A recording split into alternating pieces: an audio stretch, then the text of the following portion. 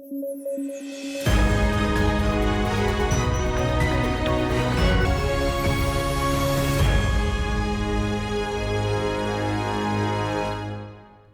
News at 9 programme में आपका स्वागत है। मैं हूं अमृत उपाध्याय। आइए जल्दी से देखें आज की हेडलाइन। कार्लोस अलकराज ने रचा इतिहास, 7 बार के चैंपियन नोवाक जोकोविच को दी मात, विंबलडन को मिला नया champion. National multi dimensional poverty index जारी, ग्रामीण गरीबी में ज्यादा कमी, नीति आयोग करता है जारी ये इंडेक्स। और यूनिस न्यूटन फुटे पर बना गूगल का डूडल, क्लाइमेट साइंटिस्ट थी यूनिस न्यूटन, ग्लोबल वार्मिंग का बताया था कॉन्सेप्ट। चलिए खबरों की शुरुआत करें। कार्लोस अलकराज ने विंबलडन 2023 जीत लिया है। स्पेन से ताल्लुक रखने वाले कार्लोस ने यह खिताब 7 बार के विंबलडन विजेता नोवाक जोकोविच को हराकर जीता। अलकराज स्पेन के तीसरे खिलाड़ी हैं जिन्होंने विंबलडन में जीत दर्ज की है।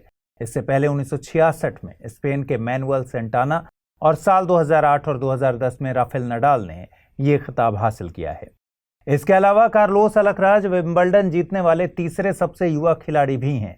कार्लोस की इस जीत ने नोवाक जोकोविच के 24वें ग्रैंड स्लैम के सपने को धाराशायी कर दिया। विंबलडन विमेन सिंगल्स में यह खिताब मार्केटा वोंद्रोसोवा ने जीता है। वे ट्यूनीशिया की ओन्स जेब्यूर को हराकर विजेता बनी। मार्केटा वोंद्रोसोवा का यह पहला ग्रैंड स्लैम खिताब था। नोवाक जोकोविच साल 2023 का ऑस्ट्रेलिया ओपन और फ्रेंच ओपन जीत चुके हैं। लॉन टेनिस के लिए आयोजित होने वाली 4 प्रतियोगिताएं Australian open, French open, Wimbledon और यूएसए ओपन हैं। गूगल ने आज अपना डूडल एक अमेरिकन क्लाइमेट साइंटिस्ट को डेडिकेट किया है। यूनिस न्यूटन फुटे का जन्म 17 जुलाई 1819 को हुआ था। वे पहली व्यक्ति थीं जिन्होंने ग्रीन हाउस गैस प्रभाव की खोज की, साथ ही पृथ्वी के वायुमंडल को गर्म करने में इसकी भूमिका की पहचान की। उनकी ये खोज आज भी जलवायु विज्ञान की दुनिया में प्रभावी है। हालांकि उनकी इसी खोज के लिए उनके जीवन काल में उन्हें उतनी अहमियत नहीं मिली। उन्होंने बाहर के वायुमंडल की हवा और कुछ गैसों को गर्म करके देखा। बाहरी वायुमंडल की तुलना में कार्बन डाइऑक्साइड और जलवाष्प ज्यादा तेजी से गर्म होते हैं, वहीं इन गैसों को ठंडा होने में ज्यादा वक्त लगता है। ये खोज ही ग्रीन हाउस गैस अवधारणा का आधार है। ग्रीन हाउस प्रभाव एक प्राकृतिक घटना है। यह पृथ्वी की सतह को गर्म बनाए रखने में मदद करती है। इसमें सूर्य से आने वाली ऊर्जा को ग्रीन हाउस गैसों द्वारा ट्रैप कर लिया जाता है। ये गैसें ठंडा होने में वक्त लगाती हैं। ग्रीन हाउस गैसें पृथ्वी पर प्राकृतिक तौर पर पाई जाती हैं, इसलिए पृथ्वी को गोल्डीलॉक्स प्लैनेट भी कहते हैं। गोल्डीलॉक्स प्लैनेट से मतलब है न ज्यादा गर्म और न ज्यादा ठंडा, यानी कि जीवन के अनुकूल परिस्थितियां। हाल के कुछ सालों में इंसानों ने पृथ्वी के ऊर्जा संतुलन में ज्यादा दखलंदाजी की है। जीवाश्म ईंधनों के दहन ने पृथ्वी के वायुमंडल में ग्रीनहाउस गैसों की मात्रा बढ़ा दी है। इससे तापमान में इजाफा हुआ है। इसके परिणाम जलवायु परिवर्तन के तौर पर देखने को मिल रहे हैं। चलिए आगे बढ़ने से पहले एक सूचना एक बार फिर दोहरा दूं कि study IQ IAS Hindi team P2I यानी प्रीलिम्स टू इंटरव्यू बैच शुरू कर चुकी है। इस नए बैच की शुरुआत 22 जुलाई 2023 से शाम को 6 बजे से हो रही है। बैच इंग्लिश, हिंदी और इंग्लिश तीनों ही भाषाओं में एक ही समय पर शुरू किया जा रहा है। कोर्स की सबसे बड़ी खासियत है प्रीलिम्स क्लियर करने वाले स्टूडेंट्स के लिए स्टडी IQ की तरफ से निःशुल्क आवासीय सुविधा उपलब्ध कराई जाएगी। इस दौरान आपके मेंस की पूरी तैयारी कराई जाएगी। साथ ही इंटरव्यू में डैफ का 1-to-1 एनालिसिस किया जाएगा। कोर्स में डिस्काउंट हासिल करने के लिए आपको अमृत लाइव कोड यूज करना है। इससे ये कोर्स आपको केवल 29,999 रुपए में हासिल हो सकेगा। कोर्स के संबंध में ज्यादा जानकारी के लिए डिस्क्रिप्शन बॉक्स में दिए गए लिंक पर क्लिक कर सकते हैं। United Nations programme on HIV AIDS ने एक रिपोर्ट जारी की है। रिपोर्ट को title the path that ends AIDS नाम दिया गया है। रिपोर्ट के मुताबिक साल 2022 में हर मिनट एक जिंदगी एड्स वायरस के चलते खत्म हुई है।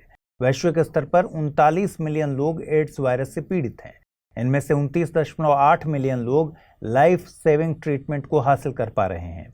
9.2 मिलियन लोगों के पास HIV के ट्रीटमेंट की पहुंच तक नहीं है। रिपोर्ट के मुताबिक कुछ भौगोलिक क्षेत्रों में एड्स के ट्रीटमेंट की गति धीमी पड़ी है।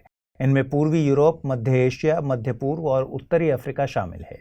इन क्षेत्रों के देशों में एड्स से पीड़ित तकरीबन आधे से ज्यादा लोगों तक ही ट्रीटमेंट की पहुंच है। आपको बता दें कि HIV यानी ह्यूमन इम्यूनोडेफिशिएंसी वायरस एक ऐसा संक्रमण है जो शरीर के इम्यून सिस्टम को प्रभावित करता है। एड्स यानी एक्वायर्ड इम्यूनो डिफिशियंसी सिंड्रोम इसकी सबसे एडवांस स्टेज है। HIV शरीर की श्वेत रक्त कणिकाओं यानी व्हाइट ब्लड सेल्स को टारगेट करता है, जिससे शरीर का इम्यून सिस्टम यानी प्रतिरक्षा तंत्र कमजोर हो जाता है। शरीर TB, कैंसर और अन्य संक्रमणों का आसानी से शिकार हो जाता है। HIV संक्रमित व्यक्ति के body fluid blood, breast milk, semen और वेजाइनल फ्लूइड के जरिए फैल सकता है। इसमें मां से बच्चे को भी संक्रमण हो सकता है। वर्तमान में HIV के संक्रमण के लिए कोई इलाज नहीं है। इसमें एंटी रेट्रोवायरल ड्रग्स के जरिए वायरस को फैलने से रोका जा सकता है। वर्तमान एंटी रेट्रोवायरल थेरेपी HIV संक्रमण का इलाज नहीं करती, लेकिन इम्यून सिस्टम को मजबूत बनाती है। नीति आयोग ने national multi dimensional poverty index launch किया है। इसके मुताबिक देश में 2015-16 से 2019-21 के बीच गरीबी 24.85 से गिरकर 14.96% तक पहुंच गई है। बीते 5 सालों में देश में तकरीबन 13.5 करोड़ लोग बहुआयामी गरीबी से बाहर निकले। ग्रामीण क्षेत्रों में गरीबी में तेजी से गिरावट देखने को मिली है। आंकड़ों के मुताबिक ग्रामीण क्षेत्रों में गरीबी 32.59% से गिरकर 19.28% तक पहुंच गई है। वहीं शहरी क्षेत्रों में गरीबी 8.65% से गिरकर 5.27% पर पहुंच गई है।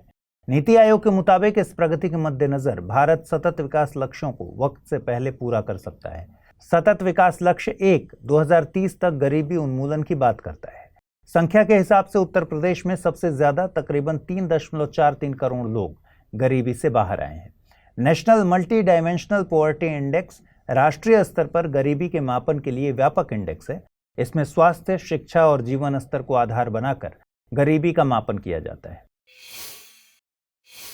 आइए अब जल्दी से देखते हैं बुलेटिन पर आधारित क्या प्रश्न बन सकते हैं। पहला सवाल है, हाल ही में विंबलडन 2023 का खिताब किस खिलाड़ी ने जीता है? नोवाक जोकोविच, कार्लोस अलकराज, डेनियल मेदवेदेव या फिर राफेल नडाल? अगला प्रश्न है, निम्नलिखित कथनों पर विचार कीजिए। National multi dimensional poverty index NITI Aayog द्वारा जारी किया जाता है। इंडेक्स में ग्रामीण क्षेत्रों की तुलना में शहरी क्षेत्रों में गरीबी में ज्यादा कमी आई है। उपर्युक्त में से कितने कथन सही हैं? केवल 1, केवल 2, 1 और 2 दोनों, न तो 1 नहीं 2।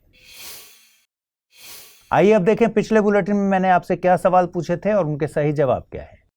पहला सवाल था, बास्तील दिवस किस देश में राष्ट्रीय स्वतंत्रता दिवस के तौर पर मनाया जाता है? फ्रांस, ऑस्ट्रेलिया, बेल्जियम या फिर पुर्तगाल? सही जवाब है विकल्प ए यानी फ्रांस। और अगला सवाल था, निम्नलिखित कथनों पर विचार कीजिए। सोलोमन आइलैंड हिंद महासागर में स्थित है।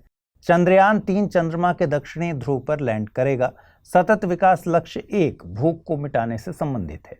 उपर्युक्त में से कितने कथन सही हैं? केवल 1, केवल 2, सभी 3 या फिर इनमें से कोई नहीं? सही जवाब है विकल्प ए यानी केवल 1 कथन सही है। सोलोमन आइलैंड प्रशांत महासागर में स्थित है। चंद्रयान 3 चंद्रमा के दक्षिणी ध्रुव पर लैंड करेगा। सतत विकास लक्ष्य 2 भूख को मिटाने से संबंधित है। तो आज के बुलेटिन में इतना ही रखते हैं। आज पूछे गए सवालों का जवाब जरूर कमेंट बॉक्स में दीजिएगा। कल रात 9 बजे फिर मुलाकात होगी। अगर आप इस बुलेटिन की PDF चाहते हैं तो अमृत उपाध्याय 007 टेलीग्राम चैनल है, जिस पर इसकी PDF रोजाना मिलती है। ख्याल रखिए, ठीक से पढ़ाई कीजिए। नमस्कार।